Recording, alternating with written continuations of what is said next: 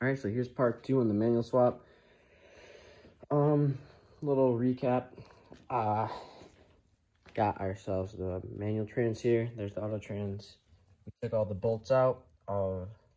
We dropped the auto trans, took all the bolts out, put it in here to remember like what bolts are here. So for example, we put this bolt here, right?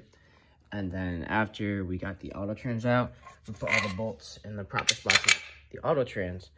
So we can put this one in and remember exactly what bolt goes where. Also, we did end up taking everything out. The clutch, flywheel, because I ordered a rear main seal, and I didn't want to get that done as well. So I thought I might as well just do it while we're in there, just in case it goes out or something. I also use thread lock on the bolts. So now we're gonna take a break from that and install the clutch pedal down here. So right there's gonna be 2. Here, let me get a light real quick. All right, so we got ourselves a light. So right down there, we got to take this off because that is for the master cylinder for the clutch. Yeah, good stuff. Let's I don't know if we should do the inside and the outside. Let's check the inside. So down here we have 2 bolts right there for the clutch pedal. It's actually for the master cylinder. You gotta take those out first. They're 12 millimeters. All right, so we unbolted those, and now we're gonna pull it out from the side. There's a little clip you also have to push in the middle on the interior side. And here's the block off plate for the little master cylinder, and let's install our clutch pedal in our master cylinder. I'll show you how to do that in a second. All right, so the plan is to push these 2 like studs through the 2 holes you unbolted, and after we push that through, let it hang for a second. We also want to take that little clip off. It's a little plastic clip, and then we're gonna go on the back side of all this and put the master cylinder on with the 2 nuts that you got with your pedal. With the flash on, after a little bit of work, it will fit. It's not exactly what you call fun. So you gotta make sure those 2 studs are sticking through, and now it's time to put the master cylinder on with the 2 nuts. All right. So they're not tightened down a lot of the torque yet, but I mean, I'm not really sure what the torque spec is. Probably just make it pretty snug. I'm doing stainless steel line. Go across the top here and straight down to where the, where's the trans at? Oh, the tran's down there. Slave cylinder will be. I'll show you that when we get there. All right, so back from a different night. I realized before I put this trans in, a lot of good light to see it, but there's a lot of grease here. Looks like some kind of fluid was here. Overlap. Probably, I was guessing the input shaft seal's bad, so I'm just gonna replace it because while we're here, it's not bad. It's like $8 from O'Reilly's. So we gotta take throttle bearing and clutch fork out, and then there's some bolts behind that. All right, so all these bolts were 12 mils. Now I can pull this off and everything. That's the gasket we're gonna be replacing. It doesn't look horrible, but I'm still unsure of what was bad exactly. Could have been like the gasket that's in between. I can't really point with one hand, but this metal and that gasket right here, could have been that, could have been anything, but we're gonna replace that gasket and we're gonna replace this seal. All right, so I was able to get the new input shaft in, or I'm not sure if that's technically considered the output shaft. I thought it was input, I don't know. Anyways, I was told to put RTV, or suggested to put high temp RTV, so gasket sealant, high temp, and the new gasket between this metal piece and the trans. Make sure you put everything back the way it came out. I didn't get an exact video of how I'm doing this, but I mean, it's not that hard. It's a few bolts, but it's just going to be annoying if you do it wrong. So you have to put the trans back in and put everything back in place, right? And so you do it wrong, it starts leaking again, you have to tear everything back out, and it's just a pain. But, yeah, let's put the, I don't know what to call this piece. Output shaft, like seal, I guess. Put that back on the trans, and I'm also going to use some thread lock on these bolts. I'm not sure what they're supposed to be torqued to. I'll get that in a second. But, yeah, I'm going to use the blue. Or purple, I guess is technically considered. It's low. Well, I guess it's blue. It's medium strength, so just don't want those backing out. Alright, and do this in a star pattern. I use some thread lock, but it's not too much of a torque spec, I guess, in my opinion. It's just, it said 19 to 24 foot-pounds of torque, which isn't really tight, but I guess make sure not to break these bolts. But yeah, torque is down to 19 to 24 foot-pounds of torque. I'm going to use 20 just to be safe. All right. So we got our clutch fork throwout bearing and clutch fork boot all back in place. New input shaft, or I'm not sure if this output input. I don't know. I just ordered the part. I just installed it, okay? Got that on. We also use some, or I guess I also use some RTV on that.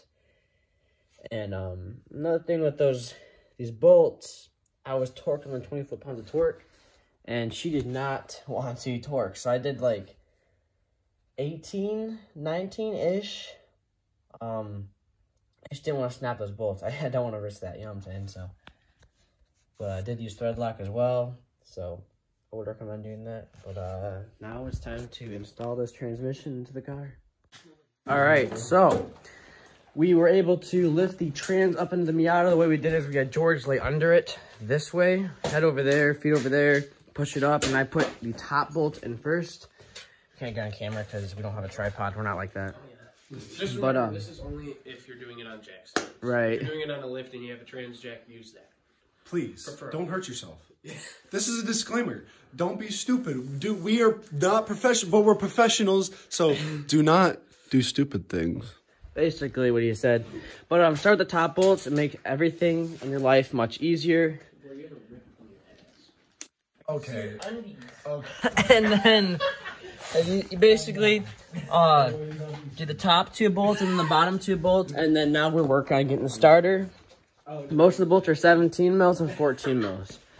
So right now we're getting the starter back in place. All right, so now we have the clutch line and the slave cylinder on the car, and I have helper 1. He helps me bleed it. Basically, you press the pedal in, you do the bleeder valve. It's like bleeding brakes, pretty simple. And we're going to start installing the PPF and the drive shaft now. All right, so next we're putting on the PPF right now.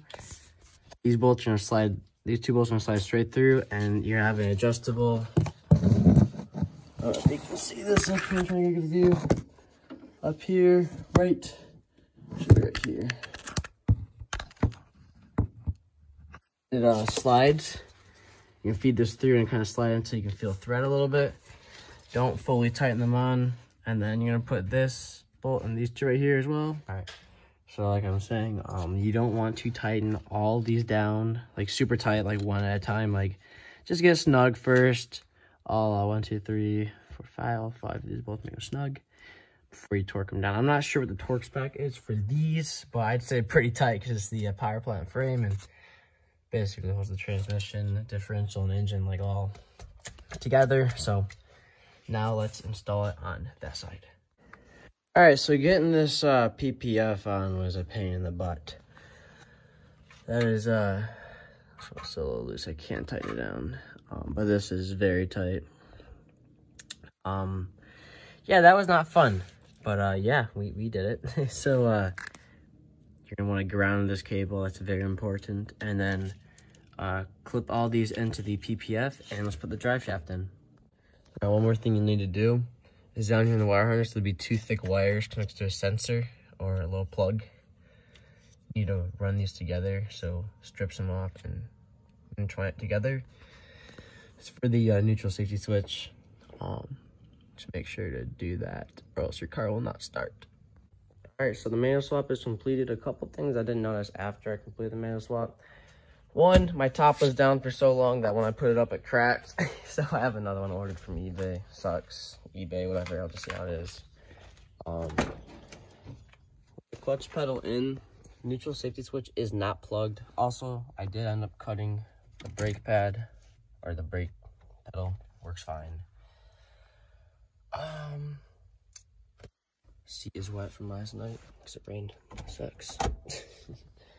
Drop the top real quick, but part that we did not install, first locked, manual ECU. We did not install that because we did not need to, but I still want to in the future, because the manual engines have a different timing set than the auto engines. My teacher said it's so they can rev higher, I guess. So do want to adjust the timing and get the manual ECU in eventually. But until then, we're gonna leave it out. So there's supposed to be a bushing here, rubber bushing. Don't have that in yet. I'm just using this hat because it stops the noise and the wind from coming in. Then the shift boot will be in place. Wink. I also did have to this thing. So in order to take the key out, this is a manual lock. You just have to push it in to take the key out because it locks because it doesn't think it's in park. And there'd be a spring on this, so I cut the spring off and I cut this short, pushed it in, so that's not an issue anymore. Put off the side, shouldn't be an issue. Dog, Lucy. But yeah, I think that's it. So that is the manual swap that they played on. And a gnarly exhaust, had to weld that back up. Ordered a cat back. I think that's it. Put everything back in place. Yeah, she runs and drives great, even with the auto ECU. But I guess I can make another video if I install the manual ECU, because I am going to do 10 volt water pump on this and have to reset the timing to the manual because the teeth would be a little different, I'm guessing. So I'll have to figure that out. But yeah, stay tuned for more videos.